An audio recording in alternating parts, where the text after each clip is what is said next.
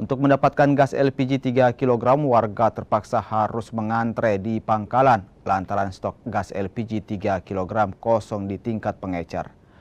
Pemilik pangkalan gas mewajibkan warga menyerahkan fotokopi KTP dan kartu keluarga saat hendak membeli gas LPG 3 kg.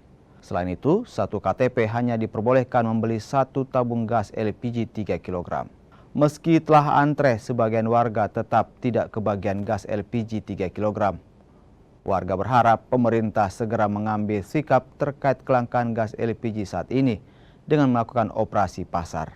Tapi Bapak, kami saya tidak sangka seperti ini. Diantri, saya pegang-pegang tabungku, ternyata diantri.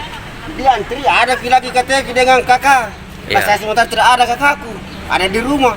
Lagi-lagi datang di sini sudah habis. Tidak masak nih. Tidak masak ibu. Lagi ini kita dipakai menjual gorengan. Untuk demi tambah-tambah makanan